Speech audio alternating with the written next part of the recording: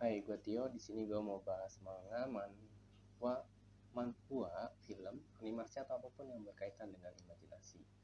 Buah pemikiran dari seseorang itu bisa dituangkan menjadi berbagai hal. Buku, buku filsafat, kitab-kitab, novel, manga, manhwa tadi, bahkan film. Kali ini kali ini gue membahas sedikit tentang cerita genre fantasi dalam menghadapi masalah ekonomi. Nah, saat kita baca film atau cerita mungkin manhwa atau yang lainnya yang genrenya fantasi, kadang jarang nih yang ngebahas masalah seperti ekonomi atau ngatur perekonomian. Contohnya mungkin di film atau animasi Naruto, gue bahas yang umum aja, animenya. Naruto di sana tidak membahas secara detail atau gambarannya kayak gimana nih ngatur negara bernama Konoha.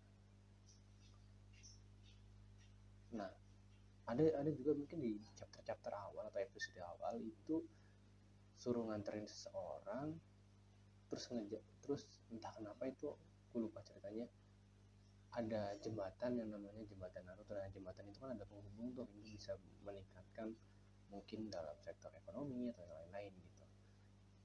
One Piece, kalau di One Piece kayaknya nggak begitu dibahas detail. Paling ada krisis ekonomi, krisis makanan, krisis politik. Tapi untuk misalnya keuangan atau gimana itu kurang kurang kurang dibahas juga, jadi gue nggak cerita bagian itu. Nah,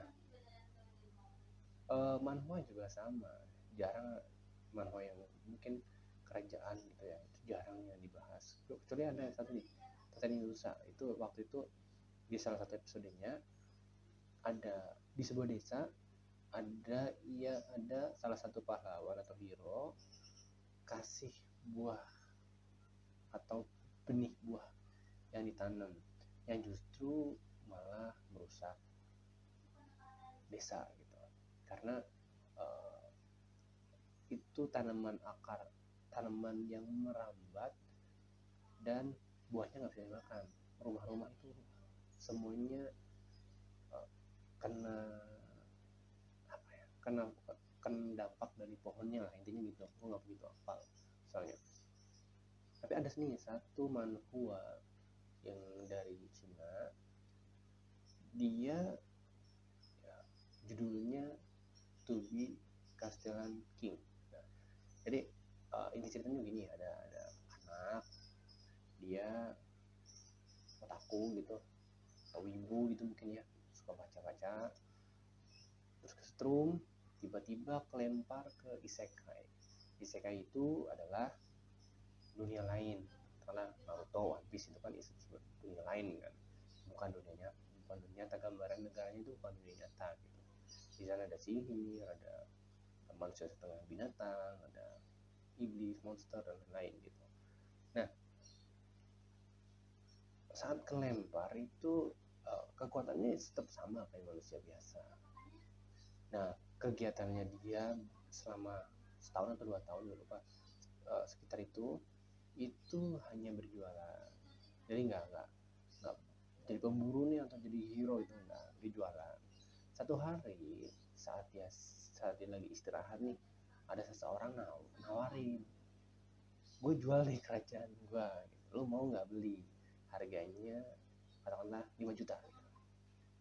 Ditawar, kayaknya nggak bisa deh gue, soalnya kan duitnya pas-pasan segitu, padahal enggak aja. Ya udah separuh harga deh, 2,5 juta buat kerajaan gue dijual gitu. Dibayar.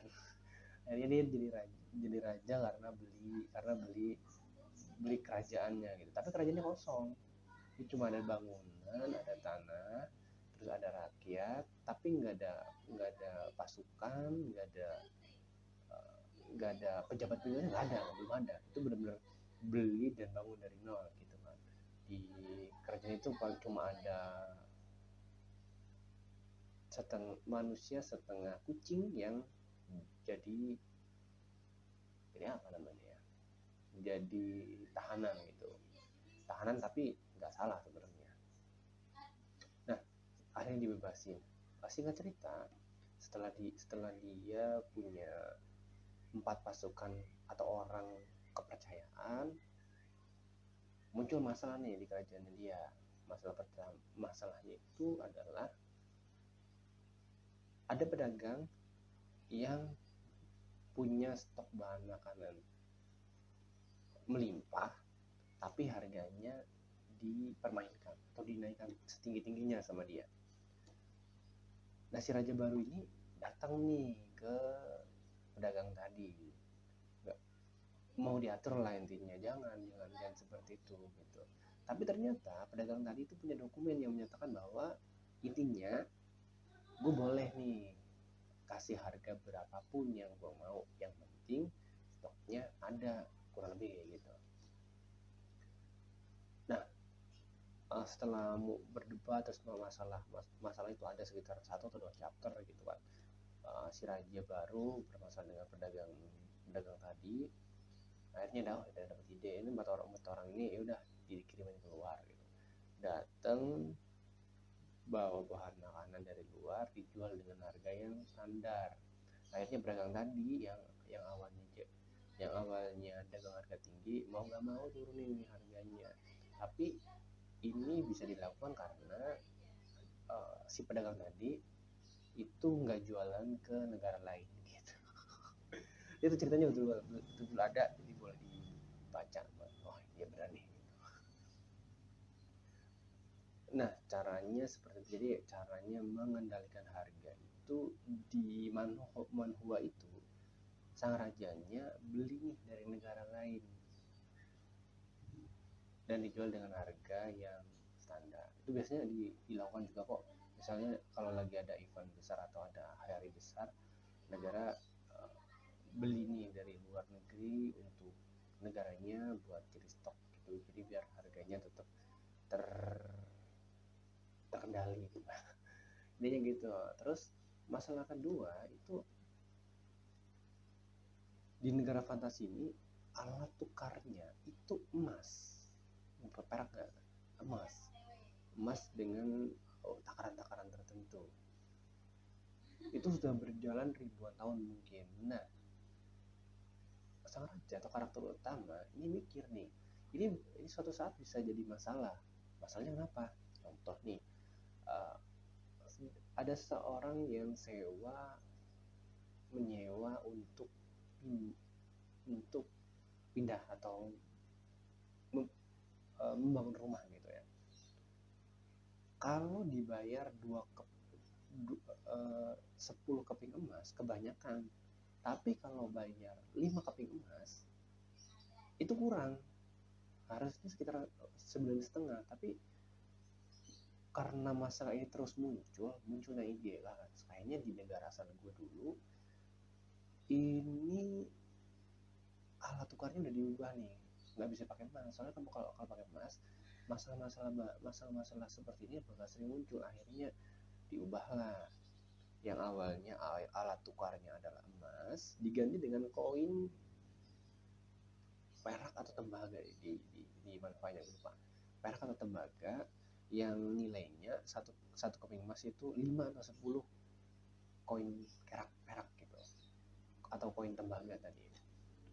Dan bukan cuma itu, jadi ada koin tembaga, koin perak, itu untuk memudahkan transaksi. Awalnya orang negara lain pas masuk bingung, kok masuk nggak berharga nih? Iya, soalnya untuk misalnya ada tokoh nih dari negara lain masuk, terus dia pakai emas nih, 1 koin emas untuk mindahin barang itu kebanyakan, tapi kan nggak dibayar kan, lebih ini lagi, lebih jadi masalah lagi kan gitu. Akhirnya alat tukar baru koin emas perak itu disepakati satu kerajaan sebagai alat tukar untuk mempermudah transaksi. Emasnya gimana? Emasnya sudah tidak digunakan lagi, atau gue agak lupa, emasnya itu digunakan tapi untuk transaksi yang nominal lebih besar, walaupun akhirnya emasnya diubah lagi jadi alat tukar yang lain seperti mata uang kertas gitu kan. Tapi mata uang kertas ini dengan catatan ini disepakati satu kerajaan bahwa ada nilainya.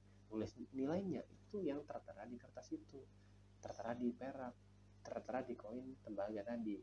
Jadi intinya itu disepakati dulu nih, ini sebagai alat tukar, baru deh setelah disepakati